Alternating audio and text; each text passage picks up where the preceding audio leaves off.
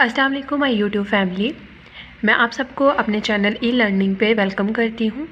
इस चैनल पर आपको मिलेगी 5th to 8th साइंस और 9th 10th बायोलॉजी। इसके साथ साथ टेंसेस भी कवर करवाए जाएंगे, क्योंकि बहुत से बच्चों को टेंसेस का भी इशू होता है और 9th 10th में इंग्लिश ग्रामर की वजह से उनके नंबर बहुत कम आ रहे होते हैं।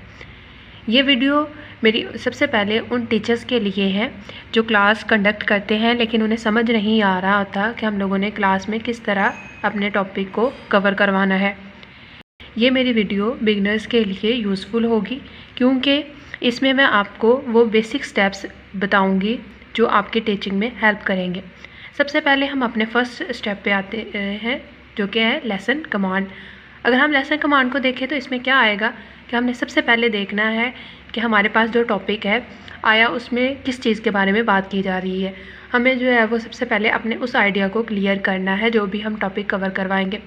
सपोज़ अगर हम लोग जो है वो हार्ट की बात करते हैं तो हमें जो है वो सबसे पहले बच्चों को बताना पड़ेगा कि हार्ट क्या है, इसकी लोकेशन कहाँ पे है, इसका साइज़ क्या है, और ये सारी चीज़ें हम लोग बच्चों को कवर करवाने से पहले हमारे अपने माइंड में क्लियर होनी चाहिए। उसके फंक्शंस क्या हैं, आर्टरीज कौन सी हैं, वेन्स कौन सी हैं, उसके चैम्बर्स कौन से हैं।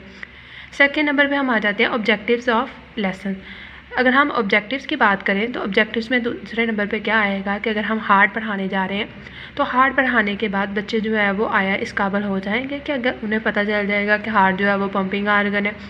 हमारे बॉडी का सबसे मेजर पार्ट हार्ट ही है। हार्ट की वर्किंग हमारी जो है वो बॉडी को किस तरह इफ़ेक्ट करेगी। थर्ड पॉइंट पे हम आते हैं कि गाइडलाइंस। एक टीचर के पास गाइडलाइंस होनी चाहिए अपने टॉपिक से रिलेटेड, ताकि वो बच्चों को उसके थ्रू इजीली कवर करवा सके लेसन। आगे जी फोर्थ नंबर पे हमने चेक करना है कि duration for delivering. Duration for delivering में क्या होता है कि आपके पास मोस्टली लेक्चर का टाइम 35 to 40 मिनट्स होता है और आप या 45 मिनट्स होता है और आपको इसी में जो है वो स्कूल टाइम के दौरान अपना क्लास सब्जेक्ट कवर करवाना होता है।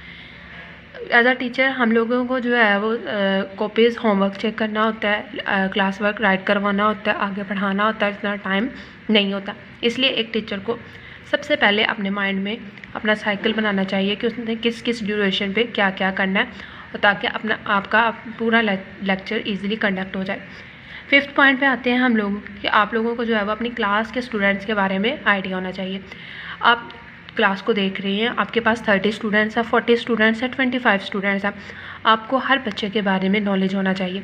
मोस्टली टीचर्स इंटेलिजेंट स्टूडेंट्स को लेकर बैठ जाते हैं और जो डल स्टूडेंट्स होते हैं उनकी तरफ तवज्जो नहीं देते, इसलिए हमने उनको ग्रुप वाइज बना के लेके चलना है। आया वो ज़्यादा सिलेबस कवर ना करें लेकिन थोड़ा बहुत वो अपना कर लें, थोड़ी बहुत वर्किंग उनकी हो जाए। आगे जी हम आ जाते हैं अपने नेक्स्ट स्टेप पे, डैट इज़ टीचिंग मेथड। सबसे पहले हम देखते हैं कि लेक्चर मेथड होना चाहिए। हमें ये नहीं कि हमने सिर्फ बुक पकड़ी और बच्चों को रीड करवा दिया और बता दिया कि यहाँ से लेके यहाँ तक कर लें। हमने सबसे पहले उन्हें करवाना है लेक्चर मेथड। उसमें हमने उनकी जो है वो define, explanation, working, each and function, each and everything जो है वो बच्चों को कवर करवानी है लेक्चर दे के। लेक्चर के लिए हम लोग वाइट बोर्ड यूज़ करेंगे, मार्कर, डस्टर, चार्ट, ये सब आपको पता ही होगा, बेसिक है। इसके साथ साथ हमने डिमॉन्स्ट्रेशन करनी है कि हमारे पास जो हमारा टॉपिक है हमने उसको अच्छे से एक्सप्लेन करना है ताकि बच्चों को क्लियरली समझ आ जाए ईच एंड एवरीथिंग के बारे में। एंड पे हमारे पास जो आता है कि हमारे पास उनकी पिक्स होनी चाहिए। आया हम लोगों ने चार्ट बना लिया हो, हम जो है वो उसको पीपीटी स्लाइड शो के थ्रू भी जो है वो बच्चों को दिखा सकते हैं, और अगर नहीं तो हम लोग बुक से उसकी पिक्चर्स या वाइट बोर्ड पे हम लोग पिक्चर खुद ड्रा करके जो है वो बच्चों को कलरफुल मार्कर के साथ पॉइंट्स आइडेंटिफाई करवाएंगे।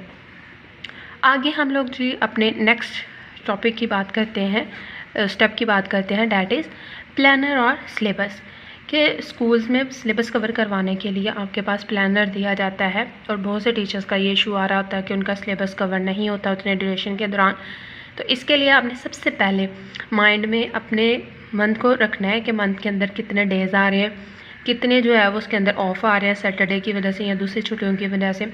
और उसके बाद आपने अपने चैप्टर को पकड़ना है जो आपके पास चैप्टर है। इस चैप्टर को पकड़ने के बाद उसके साथ साथ आपने उसके टॉपिक्स चेक करने हैं। फिर आप लोगों ने उतने ड्यूरेशन को और डेज़ को और टॉपिक को डिवाइड करते जाना है कि आपने कितना कवर करवाना है। लेकिन ये चीज़ भी आपने माइंड में रखनी है कि आपने सिर्फ कवर नहीं करवाना, अपने बच्चों को भी साथ लेके चलना है कि आया बच्चे वो चीज़ याद कर लेंगे, उनसे हो जाएगा। सेकेंड पॉइंट पे आते हैं हम लोग कि हम लोगों ने क्या करना है जो मैंने आपको बता दिया कि पॉइंट गिवन डेज और टॉपिक्स के बारे में हम लोगों ने बात करनी है। आगे जी हमारे पास आ रहा है कि कह रहा है from class 5th to 6th students को हम लोगों ने एक्सप्लेन करना है। ये नहीं है कि हम लोग जो है वो उनको बच्चा समझ के उनको छोड़ देंगे, नहीं, बल्कि हम लोगों ने क्या करना है कि उनको पूरा डिमॉन्स्ट्रेट करना है, उनको लेक्चर देना, उनको जो है वो Aahista Aahista normal daily life से एग्जांपल देते देते उन्हें टॉपिक की तरफ लेके आना है।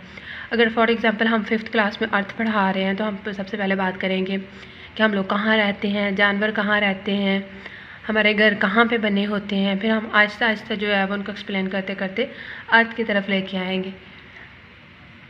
आगे जी हम लोगों ने करवाना है नेक्स्ट पॉइंट पे जो मैं आपको बता रही हूँ कि हम लोगों ने ऑल टॉपिक्स जो है वो बुक से कवर करवाने।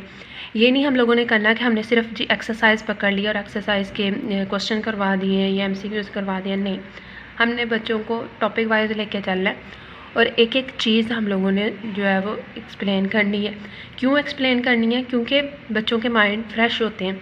अभी हम उन्हें अभी से चीज़ें बताना शुरू करेंगे तो उनके माइंड में बैठी रहेंगी और आहिस्ता आहिस्ता जैसे वो नेक्स्ट ग्रेड बन जाते जाएंगे तो उन्हें आइडिया होगा, क्योंकि हर जो है वो नई चीज़ पीछे वाली चीज़ के आने से बनती है, उनके मिलने से बनती है। इसके लिए जो है वो हमें बच्चों को पूरे लेसन कवर करवाने हैं, क्योंकि अगर हम 6 की साइंस करवाएंगे तो बहुत सी टर्म्स ऐसी होंगी जो 7 में यूज़ होंगी और सिर्फ वो बता देंगे, हवाला दे देंगे, कोट कर देंगे कि जी आपने 6 क्लास में पढ़ा हुआ। इसी तरह 7 में जाएंगे और 8 में जाएंगे तो वो इसी तरह आपको जो है वो हवाला दे देंगे, रेफरेंस दे देंगे।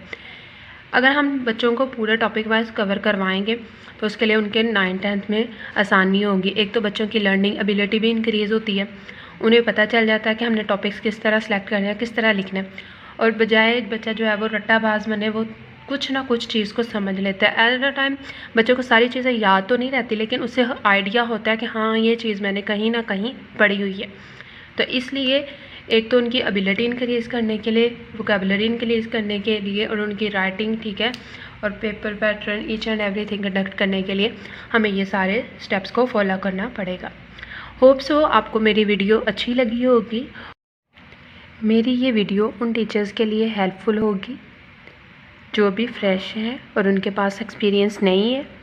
इसलिए अगर आपको मेरी वीडियो अच्छी लगी है तो लाइक कीजिएगा, शेयर कीजिएगा, कमेंट कीजिएगा और मेरे इस चैनल को सब्सक्राइब कीजिएगा।